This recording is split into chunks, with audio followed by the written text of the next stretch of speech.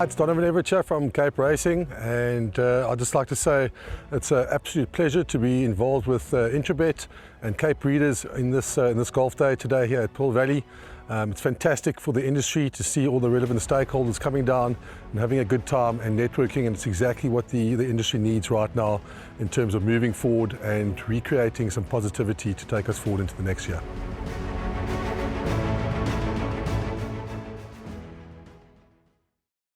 Well, we're now on to race number 8. It's the SABC Sport Durban Dash over 1100 meters, and this is going to be we got a few reruns. So we've got one rerun for you. It's King of the Gauls, and we've got an interview, Sean Terry, Dean Canamea, and trainer Tony Rubeland. Coming inside the 300, and King of the Gauls quickly moves up and hits the front under the hands. King of the Gauls the one to get to. Quasi for sure at the rail and hit them hard sunshine between them. King of the Gauls the last 100. Quasi for sure's on the inside, but it's King of the Gauls superior today. Quasi for sure second, hit them hard sunshine and Black Egret. The filly Troppo Veloci, she's very classy. She may just need the run, but I thought it was the right place to start her off, and she's got some very good earlier form. Yeah, 1100 metres at Greyville. I think he ran a very good race last time. He didn't have any luck in the running of the race at Scottsville. He had no go. He couldn't go in, he couldn't go out, and that's basically how he went through the line. And this is a competitive race. I preferred actually at 1200, but I've got to get him. I'll go for this race because I'm hoping to get him in the winner's box, because I've been looking at the merchants for quite some time with this horse, because he's a nice type of horse, and but pace should be on in the race. I think he's a big runner.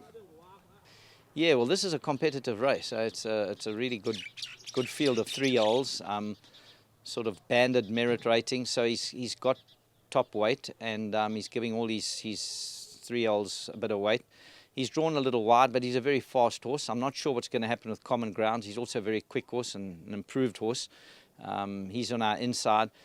I'd hate it to become a race between those two in front and play into Dean Canamea's horse's hands, because I think that's most probably the horse we all got to beat. It's a smaller field this time. We all know he was desperately unlucky last time in a Pinnacle Plate. They never let his head go. He should have actually won that. A very talented horse, and at Greyville in a small field, it doesn't matter if he sits back. One can most probably make up that sort of ground. But look, King of the Gauls is a really good horse, and I still think he's most probably the horse to beat. My gut feel is he's the one they got to beat.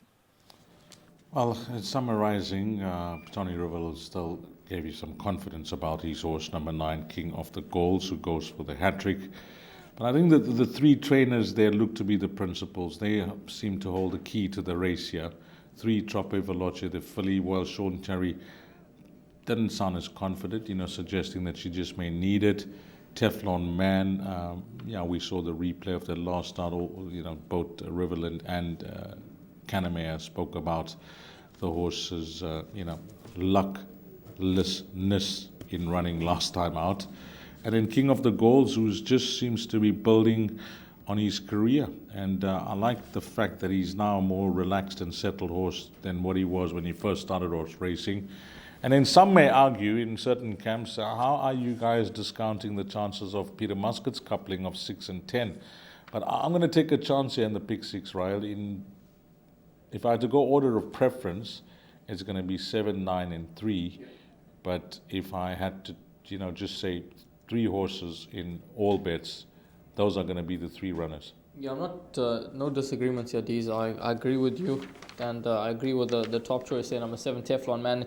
And I looked at this race, and I looked at his last start, and I think in hindsight, I think it's good that he didn't win. Because if he wins the race, he receives a penalty, and he'll probably be carrying level weight with this horse, King of the Gauls, instead of receiving weight from him. And I think that may just be a positive and something that Dean Canamea could be happy about, that that the horse didn't win last time out, but he gets his chance on Saturday. I think he's the horse that they all need to beat. He's going to be coming from behind them, but I think he's going to have a solid pace to aim at, and I'm sure that Craig Zaki will want to get this horse home after what happened last time out. So it's Teflon Man, top choice here. King of the Gauls, he'll be on the premises, and number 3, Troppo Veloci. Well, she's turning out to be quite a useful sort. four wins from 10 outings, and well, she has the best draw out of numbers 7 and 9. So I'm sure that Pierre will be hoping that he can get this filly right into the action. But I think the 7 is the right horse here. Yeah, you beat numbers 3, 7, and 9 in the pick 6 or the jackpot, then you are heading for a result here in race number 8. So 7 going to be the top choice for both Ryle and myself. 3 and 9 going to be the exacta play, and then maybe play it a bit wider for your trifectas and quartets. And that's a wrap of race number 8.